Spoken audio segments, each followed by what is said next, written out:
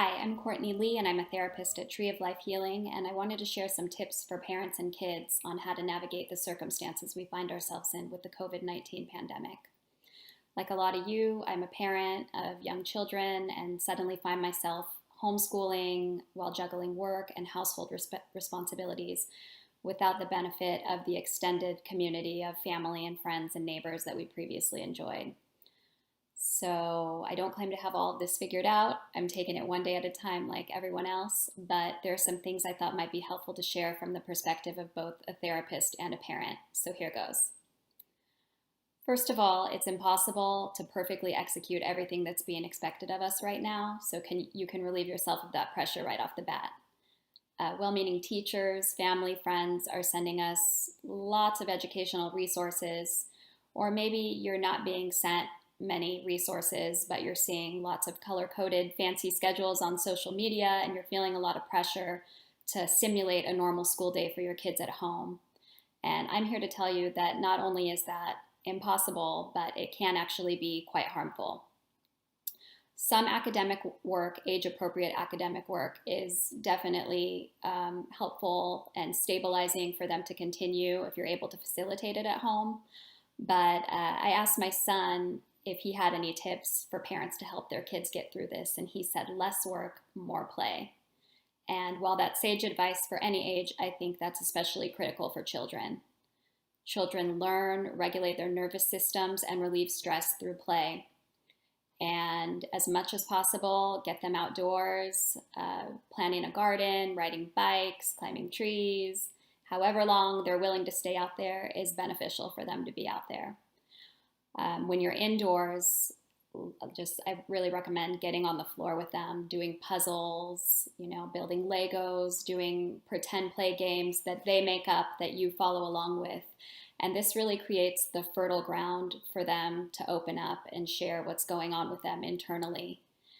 And if and when they do open up, it might be tempting for us as parents to pretend that we have it all figured out and everything together and everything's just fine, there's nothing to worry about. But I want to really encourage you to be as open and honest and real with them as possible. If you feel like you're going to cry, if you feel scared, let the tears come. Tell them you're scared. One of the biggest complaints I get in my office and working with teens and children is that adults are not real with them about their emotional experience and about what they're going through. And this feels really isolating and dysregulating for kids to not know or feel or understand what the people closest to them in their lives are going through, because they pick up on what we're going through anyway. They know when we're sad, they know when we're stressed and scared, they feel it. They hear bits and pieces from the news, they hear things from their friends. They know so much more than we think that they know. And so when we're sending them this message that, no, everything's fine, don't worry, there's nothing to worry about, don't be scared, this is all, nothing to worry about, but then they're picking up on something else, that's extremely confusing and dysregulating for them and sends the message that I can't trust the people in my life who are closest to me. And that then can trickle over into I can't trust anybody in the world. I can't trust the world.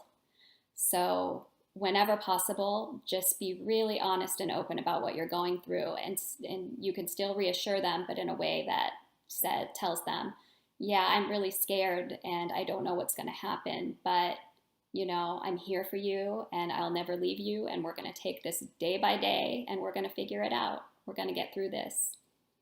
And this also sets the stage for a mindfulness-based, present-centered orientation with life, which ancient wisdom and even modern research is telling us is probably the best way to reduce unnecessary suffering and enhance feelings of joy and well-being.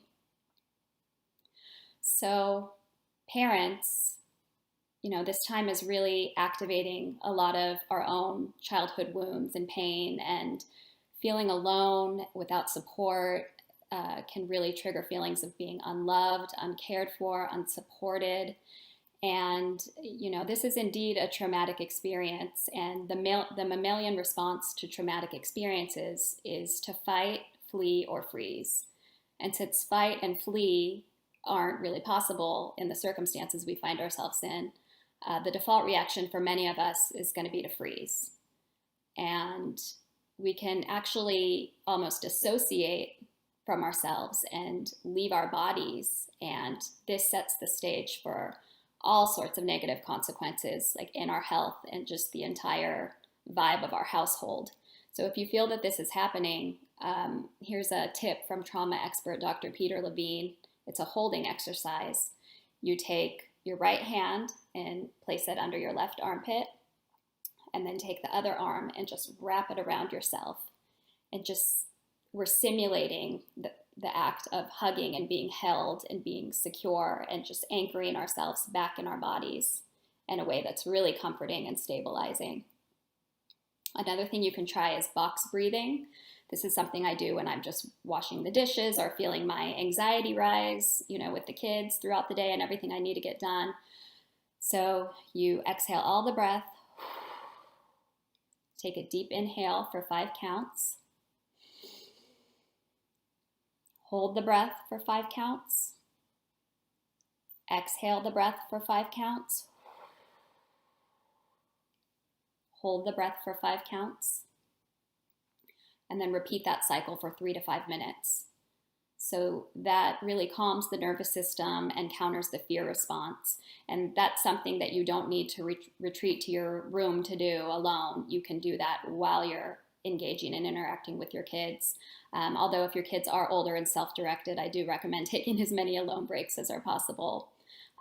Just while still making sure to check in with your older kids and teens daily, asking them how they're feeling, encouraging them to get outdoors and a lot of exercises and away from screens whenever possible.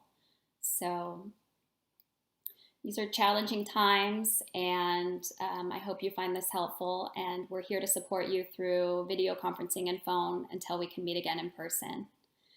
And, just delight in your kids. That's really all they want, is just to be seen and just to share in the joy of being alive with you, regardless of the craziness that's going on in the world. So, this too shall pass, and I hope to see you again soon. Bye-bye.